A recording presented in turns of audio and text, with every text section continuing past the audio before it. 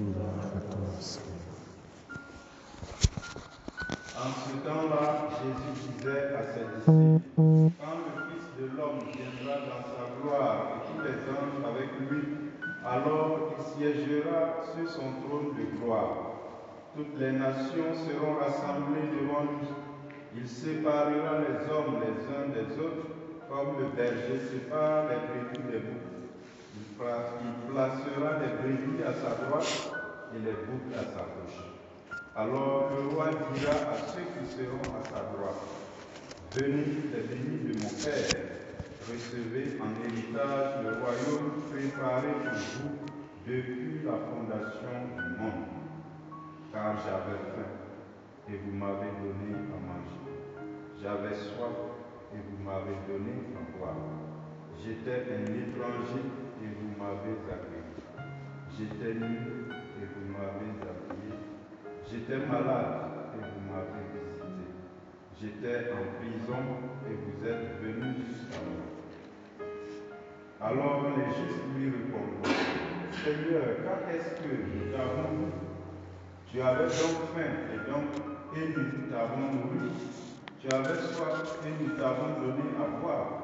Tu étais un étranger et nous t'avons accueilli. Tu étais nu et nous t'avons habillé. Tu étais malade ou en prison, quand sommes-nous venus jusqu'à toi? Et le roi leur répondra, Amen, je vous le dis, chaque fois que vous l'avez fait à l'un de ces plus petits de mes frères, c'est à moi que vous l'avez fait. Alors il dira à ceux qui seront à sa gauche, allez-vous-en loin de moi, vous les maudits, dans le feu éternel préparé pour le diable et ses anges. Car j'avais faim et vous ne m'avez pas donné à manger. J'avais soif et vous ne m'avez pas donné à boire. J'étais un étranger et vous ne m'avez pas accueilli. J'étais nu et vous ne m'avez pas habillé. J'étais malade et en prison et vous ne m'avez pas visité. Alors ils répondront eux aussi, Seigneur, quand avons-nous vu avoir faim, avoir soif, être nu, étranger, malade ou en prison, sans nous mettre à ton service? Il leur répondra, Amen, je vous le dis. Chaque fois que vous ne l'avez pas fait à l'un de ces plus petits, c'est à moi que vous ne l'avez pas fait. Et ils s'en iront, ceux-ci au châtiment éternel, et les justes à la vie éternelle. Acclamons la parole de Dieu. Tu es saint, tu es saint, saint immortel, en pitié de nous. Tu es saint, tu es saint, saint immortel, en pitié.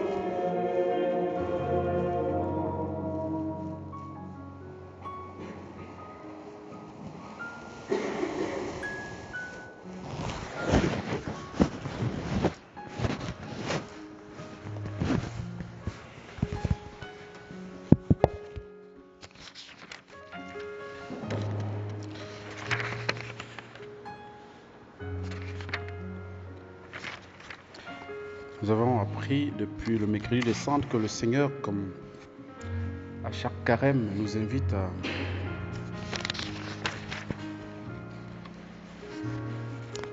à la prière, au jeûne et à l'aumône. Donc, c'est-à-dire à la relation, à travailler la relation avec Dieu, à travers la prière, à travers la relation avec le prochain, à travers le monde, et à travers la relation avec nous-mêmes, à travers le jeûne. Et aujourd'hui, le texte d'aujourd'hui semble nous indiquer déjà une piste. Il s'agit essentiellement de notre relation au prochain. Comment avoir une attitude ajustée à la volonté de Dieu pendant ce temps de carême, en faveur et alors à l'égard de notre prochain. Je précise quand on dit carême, ça ne veut pas dire qu'après le carême, on reprend nos vieilles habitudes voilà, le carême, c'est un temps de conversion. Donc si on se convertit, on ne va pas revenir après encore. Alors, on doit continuer dans cette conversion-là jusqu'à notre mort. Comme disait quelqu'un, toute notre vie, c'est carême. Parce que c'est aussi un temps, tous les jours, nous sommes appelés à nous convertir. Et donc aujourd'hui, au début si vous avez bien entendu, au début de la première lecture, il nous est dit, le Seigneur parla à Moïse et dit, parle à toute l'assemblée des fils d'Israël. Tu leur diras. D'accord? On pourrait traduire aujourd'hui en disant, Seigneur, on pourrait dire, parle à toute l'Église. Parce que l'assemblée, comme vous le savez, signifie convocation, et convocation renvoie à ecclésia, ecclésia qui signifie église. Donc ça s'adresse à tout le monde, à nous tous.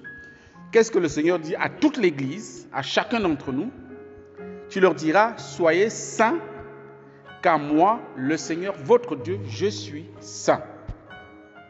Voilà la raison du carême. Voilà le but du carême. C'est le programme du carême que de travailler à devenir saint comme Dieu est saint. Et tout ce qui va suivre, c'est nous montrer comment incarner cette sainteté, comment vivre cette sainteté. Et là, le Seigneur va énumérer les commandements qui concernent le prochain, qui touchent au prochain. Tu ne voleras pas. En fait, vous ne volerez pas, puisqu'il s'adresse au peuple en général. Vous ne volerez pas, vous ne mentirez pas, vous ne tromperez aucun de vos comportements, etc., etc. Donc voilà, pour cultiver la sainteté, pour grandir dans la sainteté, l'une des pistes, ce n'est pas la seule, mais l'une des pistes pour devenir saint, frères et sœurs, c'est d'avoir une relation de qualité, ajustée, de charité à l'égard de notre prochain. Il ne faut pas voler son frère, il ne faut pas voler sa soeur, il ne faut pas voler l'État. L'État, c'est tout le monde. Donc, parce que les gens peuvent, quand les fonctionnaires peuvent détourner en disant, moi, je ne vole pas telle personne en particulier. Mais quand tu voles l'État, tu voles tout le pays même d'ailleurs. C'est plus grave même. Donc, tu dois travailler à éviter de prendre ce qui n'est pas à toi, de manière plus simple, de manière plus générique. Tu dois éviter de mentir, de dire du mensonge sur ton prochain. Voilà. Donc tu dois éviter toutes sortes d'injustices qui nuisent, qui blessent, qui détruisent l'autre. C'est un chemin de sainteté. Pour être saint comme Dieu est saint, ayons cette attitude de respect, de justice aussi, à l'égard du prochain. Puisqu'il est même dit un peu plus bas, quand vous siégerez au tribunal, vous ne commettrez pas d'injustice. Tu n'avantageras pas le faible, tu ne favoriseras pas le puissant. Donc, ça dit que quand il y a un problème, il n'y a pas de que, comme celui-ci est faible, je dois lui donner raison. Parce qu'on peut penser à ça. Hein? Vous connaissez la parabole de la veuve importune qui va voir le justicier pour dire, mais rends-moi justice contre mon adversaire. Ce n'est pas parce qu'elle est veuve qu'on doit rendre justice. Vous voyez? Est-ce que c'est bon qu'on te donne raison dans le problème ou pas? Donc le Seigneur dit que tu sois puissant, que tu sois faible, c'est toi qui juges, tu dois donner raison à qui a raison et tort à celui qui a raison. Je le dis parce que nous sommes tous des juges. Hein. Parce que c'est vrai qu'ici, quand vous siégez au tribunal, nous on ne siège pas au tribunal en tant que tel, mais nous sommes tous, notre cœur c'est un tribunal établi. Il n'y a pas de coup d'appel même souvent dans notre cœur. Nous avons notre tribunal, nous jugeons de tout et de rien. D'accord? Nous avons une idée sur notre voisin, notre voisine, notre collègue, notre professeur, notre je ne sais pas qui. On a tous plus ou moins une idée et puis on les juge, on les condamne. Ils n'ont même pas le droit de se défendre. Donc notre cœur, c'est un tribunal établi. Donc nous devons faire attention à ce que nous... Parce que le jugement ici concerne le discernement. Concerne aussi la prise de position face à une situation. Si ton frère et, je ne sais pas, quelqu'un d'autre a un problème, ou bien sont en dispute, quand tu arrives, c'est parce que c'est ton frère que tu dois prendre sa défense forcément. Mais que tu dois lui donner raison forcément. Donc le Seigneur nous invite à la justice, à éviter l'injustice pendant ce temps de carême. Et cela nous permet d'être saints comme Dieu est saint. Le Seigneur dit, tu jugeras ton compatriote, c'est-à-dire autrement dit ton frère, avec justice. Et puis, toujours dans l'ordre du frère, de la charité fraternelle. Le Seigneur dit, tu ne répandras pas de calomnies contre quelqu'un de ton peuple. Tu ne réclameras pas la mort de ton prochain, etc., etc. Tu ne haïras pas ton frère dans ton cœur. Vous voyez que c'est plus profond que ça. Tu n'haïras pas ton cœur, tu n'haïras pas ton frère dans ton cœur. Personne n'est peut-être au courant que tu as la haine contre telle ou telle personne. Mais le Seigneur voit le secret des cœurs.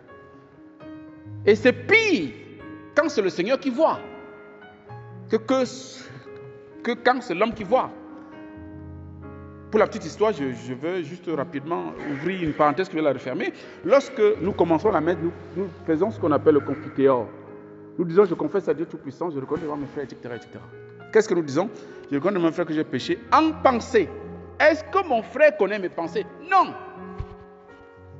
Qui connaît? Dieu seul. Et on commence par en penser parce que c'est plus grave.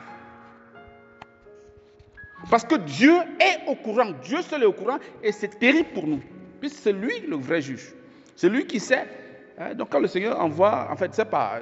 Quand le Seigneur va décider, n'est-ce pas, d'envoyer les gens en enfer, comme on va le voir dans l'Évangile, on se dit, mais peut-être qu'il est dur. Mais on a vu que la personne était nickel, il ne faisait rien de mal. Mais vous connaissez ses pensées. Je disais sur un novice ici, là, quand vous dites que vous priez aux intentions de tel, aux intentions, vous connaissez les intentions des gens. Est-ce que vous connaissez les intentions des gens? Prier aux intentions de Dieu, aux intentions, oui, mais vous connaissez les pensées des gens. Donc faisons attention à ce que nous portons dans notre cœur. Le Seigneur regarde au cœur, comme il a dit, hein, je ne juge pas selon l'apparence, je juge selon le cœur. C'est là la racine du mal, c'est là où le mal quitte. Mais le Seigneur dit, le Seigneur continue, et c'est ça qui est très beau, mais tu devras réprimander ton compatriote. Tu ne vas pas haïr ton compatriote, mais tu vas le réprimander et tu ne toléreras pas la faute qui est en lui. S'il y a une haine à avoir, ce n'est pas la haine de ton frère ou de ta sœur. Ce n'est pas la haine de quelqu'un qui a mal fait, qui a mal agi, qui s'est mal comporté, mais c'est la haine de l'acte qu'il a posé. Ce n'est pas la même chose. Mais chez nous, il n'y a pas souvent de différence entre la personne qui a fauté et la faute. Nous, on mélange tout. D'où le fait qu'il y a ce qu'on appelle la justice populaire. Quelqu'un a volé, dès qu'on a dit voleur, qu'est-ce qu'on fait? Chacun attrape son caillou. On va tuer le pauvre parce qu'il a volé. Évidemment qu'il a mal fait, on est tous d'accord. Mais le Seigneur dit, tu ne dois pas avoir de la haine. Autrement, tu ne dois pas tuer ton frère.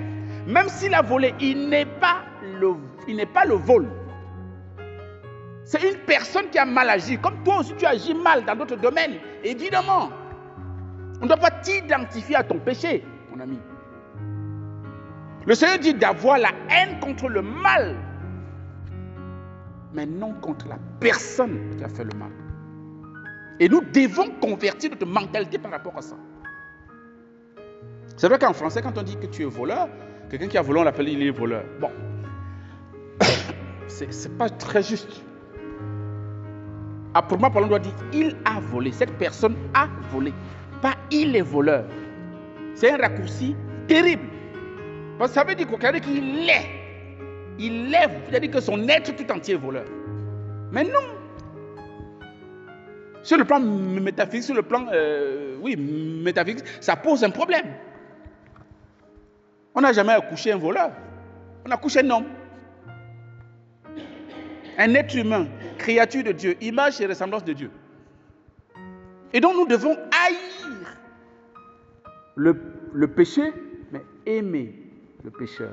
Exactement comme Dieu. C'est le chemin de la sainteté. Quand on fait comme ça, on est saint comme Dieu est saint. C'est un chemin. Et le Seigneur nous invite de réprimander notre frère. C'est-à-dire, autrement dit, de lui dire ce que tu as fait n'est pas bien. Le Seigneur ne nous dit pas de le tuer, non. Mais de le conseiller, de le reprendre, de lui faire des reproches. Que ce que tu as fait est mal, ne le fais plus. Et de l'aider à ne plus le faire. Donc le Seigneur nous invite, voilà, à travailler pour la bonification, pour la sainteté aussi du frère. Pas seulement pour nous. Notre sainteté passe aussi par là. Et dans l'évangile, nous voyons très bien. Nous voyons très bien comment le Seigneur met des brebis à sa droite et les boucs à sa gauche.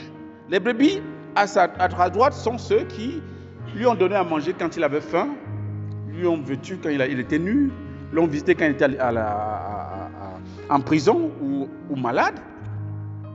Et les boucs sont ceux qui ont été indifférents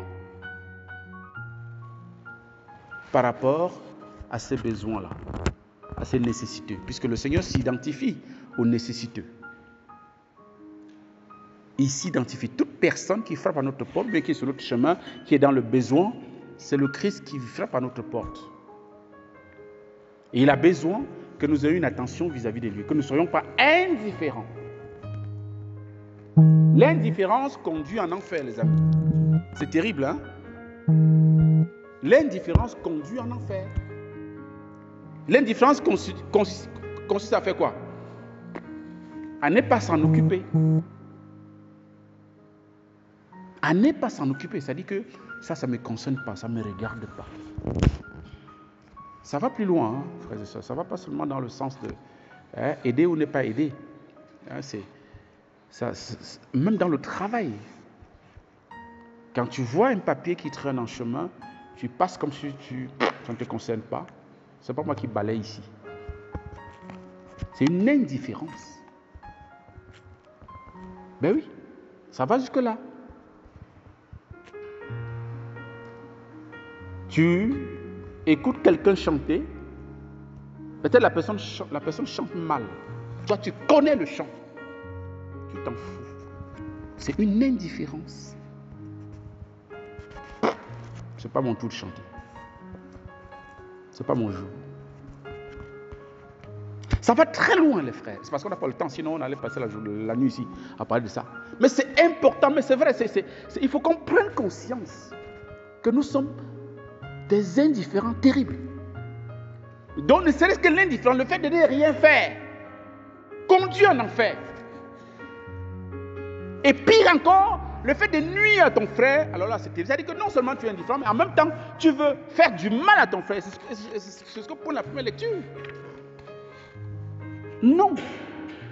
Tu ne dois pas faire du mal à ton frère. Tu ne dois pas mentir contre ton frère. C'est comme si, voilà, tu veux